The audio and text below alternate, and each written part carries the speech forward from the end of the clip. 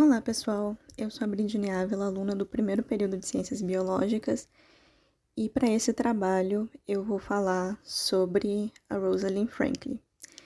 A Rosalind Franklin, ela foi uma cientista britânica pioneira da biologia molecular. Ela foi a responsável pela célebre Foto 51, que foi a primeira fotografia a registrar nitidamente a estrutura do DNA. A Rosalind Franklin também dedicou a sua vida acadêmica a estudar sobre o carvão mineral, RNA e vírus. Rosalind Elsie Franklin nasceu em 25 de julho de 1920 em uma família abastada em Londres. O seu pai, Ellis Arthur Franklin, era um banqueiro mercantil que ensinava no Working Men's College da cidade. Desde a infância, Franklin mostrou habilidades excepcionais e, aos 6 anos, entrou para a Norland Place School, uma escola particular no oeste de Londres.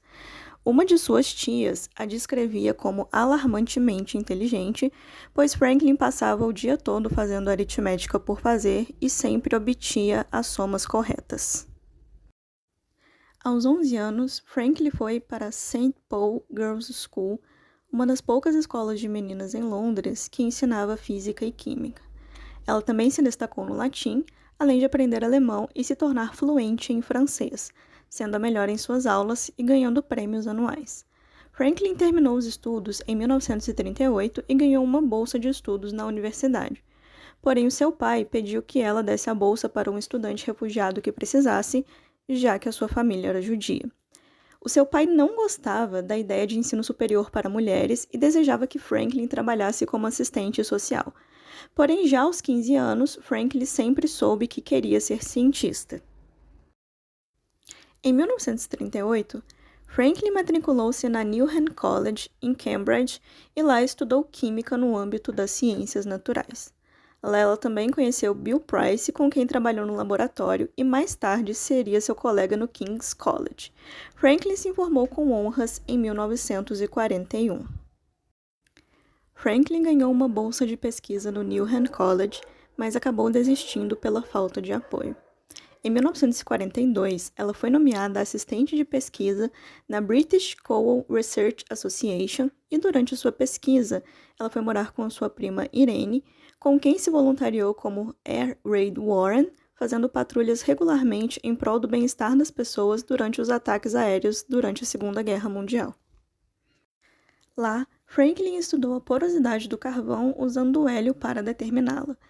Ela descobriu a relação entre compressões nos poros das brasas e a permeabilidade do espaço poroso. Tal descoberta a ajudou a classificar os carvões e prever com precisão a sua performance como combustível e também auxiliou na produção de dispositivos de guerra como máscaras de gás.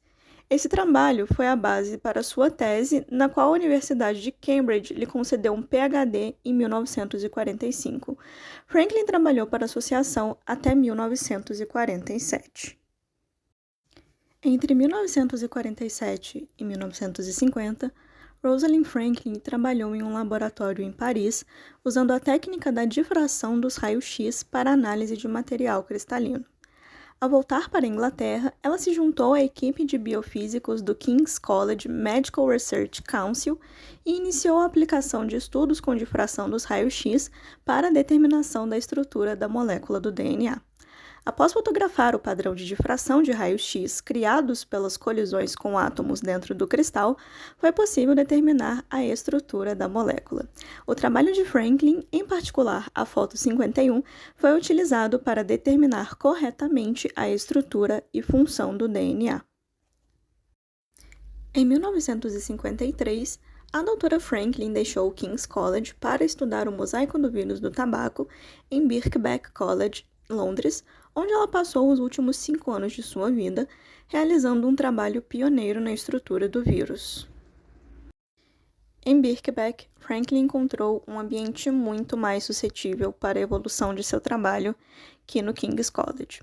A doutora Franklin conseguiu reunir uma equipe de talentosos cientistas e, com base nas descobertas de sua equipe, ela criou a hipótese de que o vírus mosaico do tabaco era um tubo oco feito de proteínas que continham um único fio de RNA em espiral no interior do comprimento do tubo. Resolver a estrutura de um vírus de planta significava que também seria possível resolver a estrutura de outros vírus animais.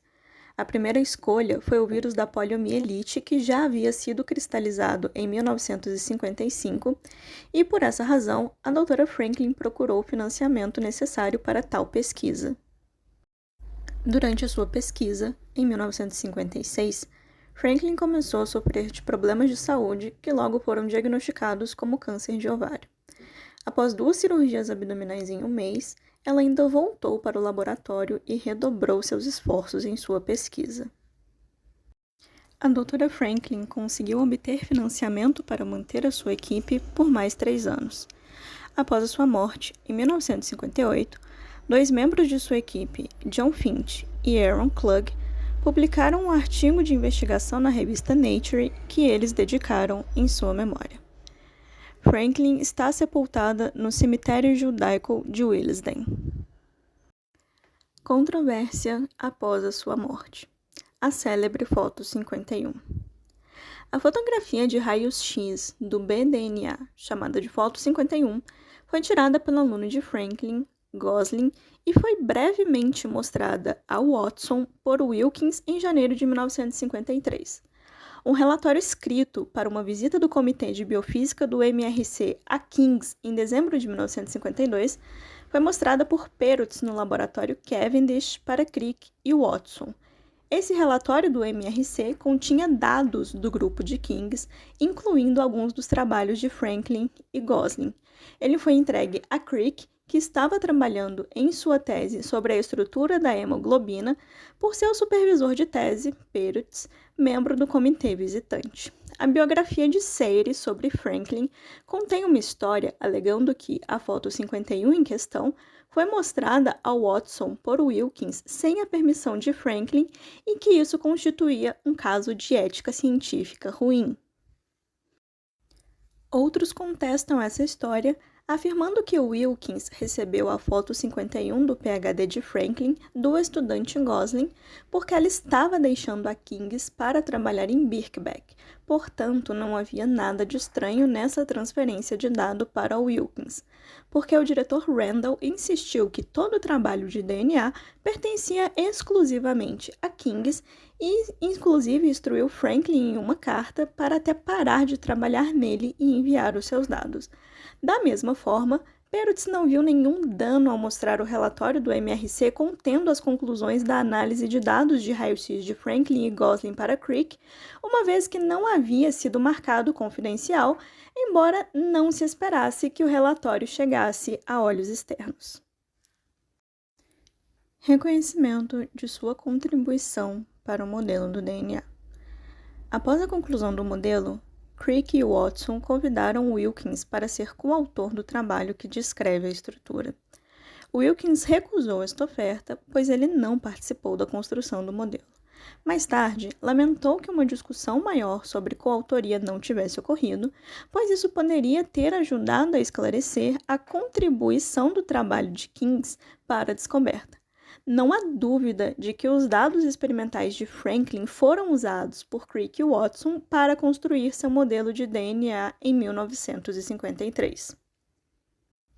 15 anos após o fato, a primeira recitação clara da contribuição de Franklin apareceu à medida que permeava o relato de Watson, The Double Helix, embora estivesse enterrado sob descrições da consideração de Watson, muitas vezes bastante negativa, em relação a Franklin durante o período de seu trabalho em DNA.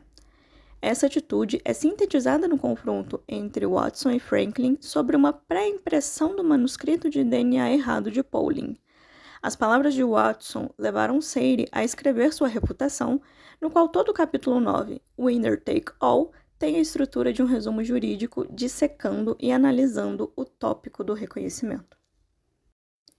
Watson e Crick não citaram o trabalho de difração de raio-x de Wilkins e Franklin em seu artigo original, embora admitam que foram estimulados por um conhecimento da natureza geral dos resultados e ideias experimentais não publicados do Dr. Wilkins, da Dra. Franklin e seus colegas de trabalho no King's College London. A publicação da imagem de raios-x do DNA de Franklin e Gosling na mesma edição da Nature serviu como principal evidência. Embora o nome de Rosalind Franklin não tenha entrado para a história como autora do feito da descoberta da estrutura do DNA na época, hoje nós podemos conhecer a sua história e a sua importância para a ciência moderna e para a medicina. E é isso. Muito obrigada!